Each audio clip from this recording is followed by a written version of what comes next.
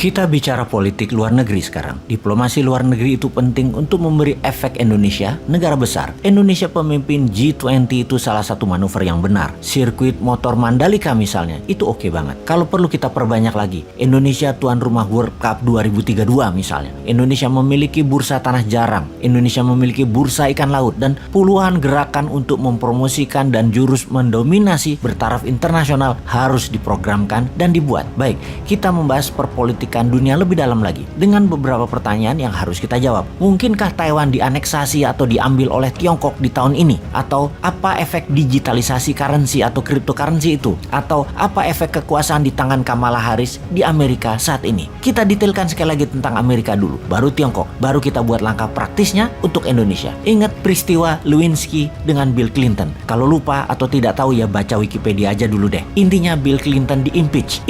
Pencopotan jabatan Bill Clinton itu gagal, tetapi kekuasaan Bill Clinton dicopot. Clinton tetap presiden, namun semua administratif White House ada di Al Gore, wakil presiden yang men-sign semua tugas-tugas negara. Biden saat ini sama, secara administratif Kamala Harris yang sign. Apa Biden di-impeach? Bukan. Kali ini beda lagi. Yang mau diserang adalah Kamalanya. Makanya dinaikkan jabatannya karena di Amerika tidak ada meng-impeach wakil presiden, yang ada meng-impeach presiden. Jadi Kamala Harris dinaikkan itu tujuannya adalah Anda sendiri yang tahu jawabannya. Jadi bisa dikatakan sampai akhir jabatan 2024 nanti, presiden dan wakil presiden Amerika akan mandul. Goyangan politik dalam negeri Amerika saat ini adalah terburuk dalam sejarah Amerika yang akan panjang dan berdampak sistemik. Kamala Harris saat ini jadi bulan-bulanannya politik di Amerika. Dia itu sangat bodoh, bisa dikatakan begitu, untuk layak jadi wakil presiden Amerika. Sangat bodoh, makanya harus dibuang atau dikucilkan kekuatannya. Itu pendapat banyak politikus di Amerika. Amerika lagi mau membuang Kamala Harris. Bayangkan,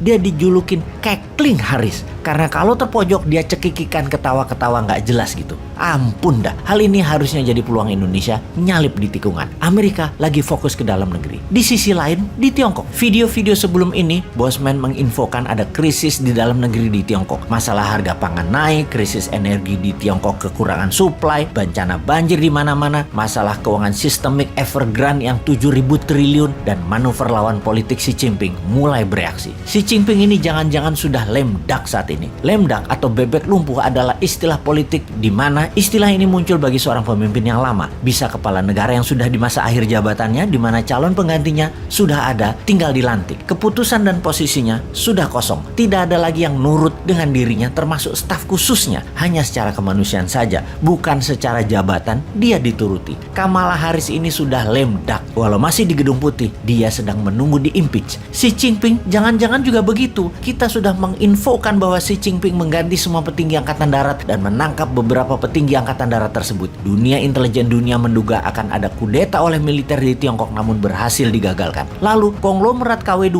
banyak yang meninggalkan Tiongkok pindah ke Singapura, Hong Kong, dan Amerika. Ada lebih 1.000 keluarga konglomerat Tiongkok KW2 pindah ke Singapura saat ini. Anda sahabat, kalau mau membeli Rolls Royce tidak akan tersedia, harus inden sampai 2 tahun karena semua dipesan konglo-konglo KW2 Tiongkok yang pindah ke Singapura. Mengapa mereka pindah? Mereka tertekan dengan kebijakan Xi Jinping. Secara politik, mentornya Xi Jinping yaitu Jiang Zemin dan rival beratnya Xi Jinping yaitu kelompok Hu Jintao mulai kasak-kusuk manuver di Politbiro PKC Partai Komunis Cina. Jadi kalau kita sederhanakan, ada 2 kelompok ekonomi besar di Tiongkok. BUMN Tiongkok kaki tangan organiknya PKC di bawah kendali Xi Jinping, dan kelompok pro Jiang Zemin swasta KW2 dan KW3-nya Tiongkok. Alibaba, Jack Ma adalah bagian dari Jiang Zemin, bagian dari Hu Jintao yang disikat sama Xi Jinping. Terdiam kawan kita itu sekarang. Kasian ya, istri Jack Ma saat ini beli 2 kapling di Marina Singapura dan mulai membangun rumah senilai $70 juta di sana. Larilah kawan kita itu satu ke Singapura juga. Goncang ini Tiongkok di dalam negerinya. Karena itu dialihkan isu dalam negerinya dengan akan menyerbu Taiwan. Jujur, kita dapat simpulkan tidak akan diserang itu Taiwan. Ini hanya lip service propaganda Tiongkok. Kita Indonesia bagaimana? Sini, kasih new mind, kita susul keduanya Tiongkok dan Amerika itu.